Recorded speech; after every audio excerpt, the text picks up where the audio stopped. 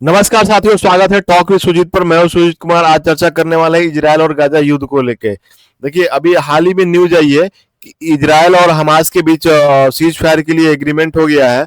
और इसके बाद से युद्ध वहां पे अभी सब कुछ नॉर्मल की तरह धीरे धीरे हो रहा है, क्योंकि वहां के जो हॉस्टाइल थे उनको छोड़ दिया गया है।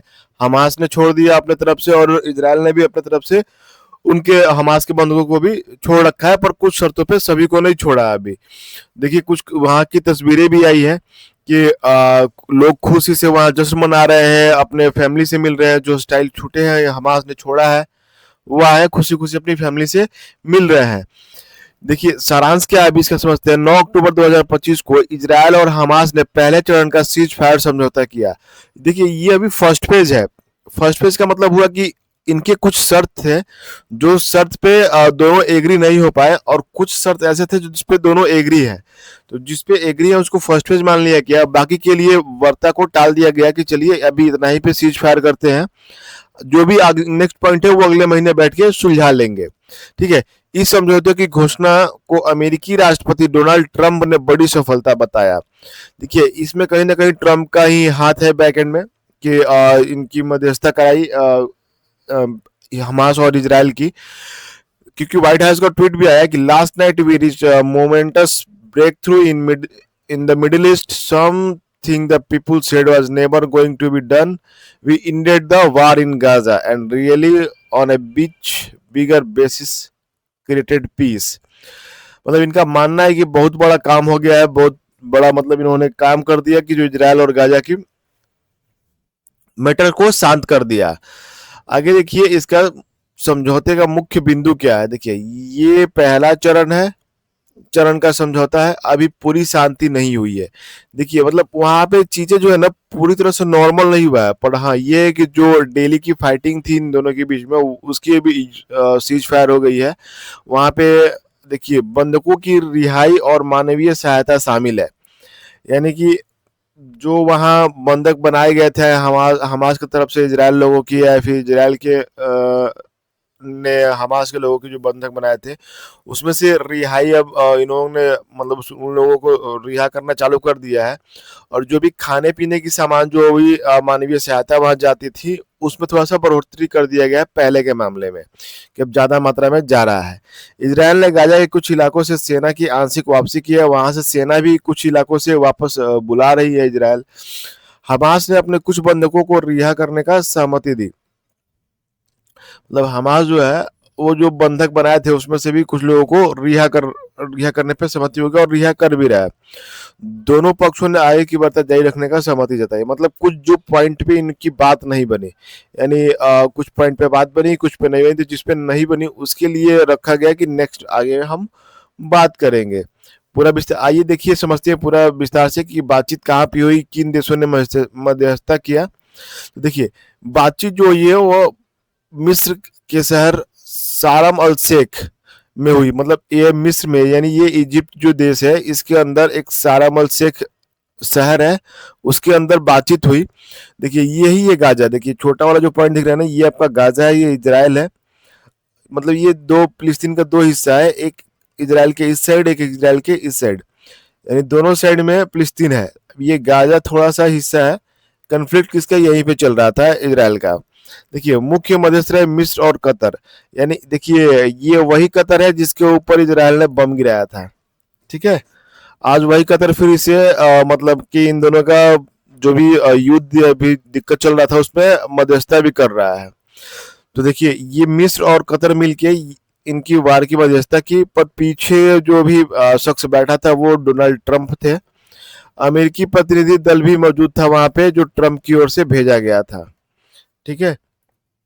आगे देखिए, युद्ध रोकने का श्रेय किसे जाता है ये देखते हैं। देखिए, अमेरिका के राष्ट्रपति डोनाल्ड ट्रंप ने इस वार्ता को आगे बढ़ाने का दावा किया है कि मतलब ये कह रहे हैं कि हमारे कोशिशों से ही ये संभव हो पाया है, ट्रंप का।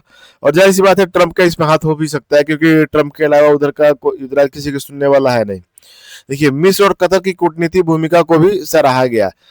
देखिए, कतर और मिस्र दोनों मिलके बात करवाए हमास और इजराइल के बीच, तो उनकी भी सराहना हुई। पर कतर भी याद रखे कि भाई तुम्हारे ऊपर भी हमला हुआ था इजराइल के थ्रू। इजरायल और हमास दोनों ने अप्रत्यक्ष रूप से अमेरिका की भागीदारी को स्वीकार किया। आगे देखिए समझौते की सीमाएं क्या है। देखिए यह केवल प्रारंभिक चरण है, अंतिम शांति समझौते के लिए आगे बढ़ता आवश्यक है। मतलब कि आगे की बातचीत जरूरी है, क्योंकि ये सीज फायर ज्यादा दिन तक नहीं टिकने वाला। इस जो भी एग्रीमेंट हुआ इस एग्रीमेंट के बिहाफ पे इजराइल के कुछ कट्टरपंथी नेता है इस समझौते के खिलाफ है। फिलिस्तीनी नागरिक का पुनर्वास और बुनियादी ढांचे की बहाली अभी अधूरी है। यानी कि इस पे इजराइल ने जो भी फिलिस्तीन के नागरिक थे उनका पुनर्वास, जो भी बेसिक स्ट्रक्चर था उस पे एग्री नहीं किया है। अभी बोला कि अभी ये जैसा है वैसा ही रहेगा। आगे देखिए वैश्विक प्रतिक्रिया क्या आई। संयुक्त राष्ट्र यूएन ने इस समझौते का स्वागत किया है। यूरोपीय संघ, भारत, सऊदी अरब और तुर्की ने इसे सकारात्मक कदम बताया है।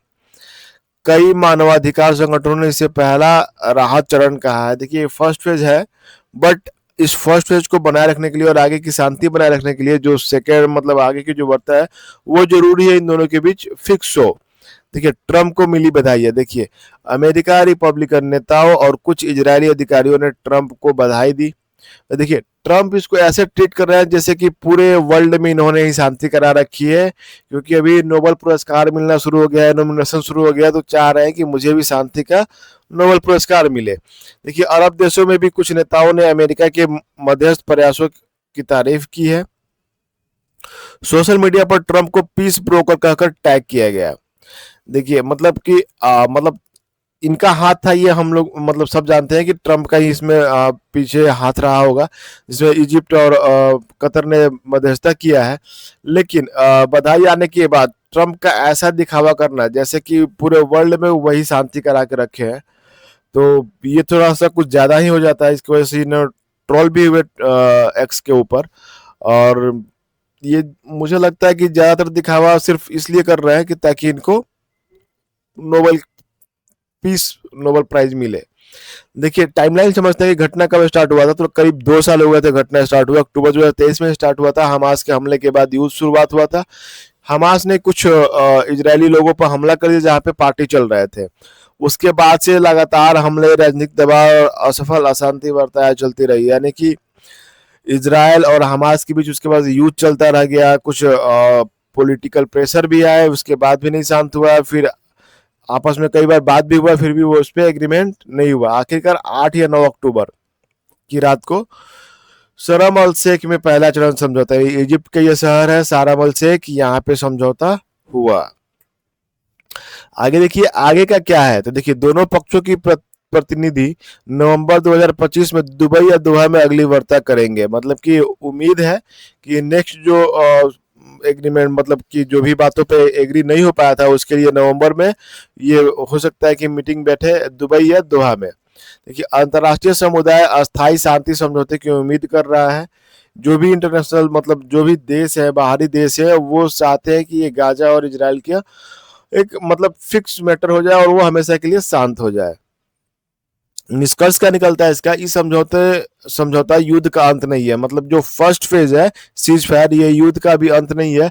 अगर आगे बात नहीं बनी तो पता चले कि दोबारा से ये स्टार्ट भी हो गए, बल्कि एक राहत की शुरुआत है। कि मतलब अभी तक ये राहत है कि चलो जो भी डेली का जो हो रहा था वो भी सीज फायर पे है। मानवता की दृष्टि से यह कदम महत्वपूर्ण है, पर अस्थायी समाधान के लिए लंबा रास्ता बाकी है।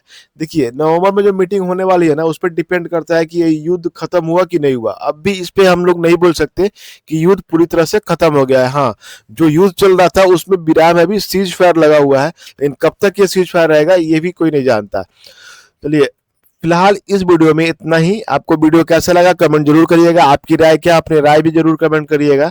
आप हमारे चैनल पर नए हैं तो चैनल को सब्सक्राइब कर लीजिए, वीडियो लाइक करिए, कमेंट करिए, शेयर करिए। फिलहाल इस वीडियो में इतना ही। मिलते हैं नेक्स्ट वीडियो में, तब तक के लिए धन्यवाद।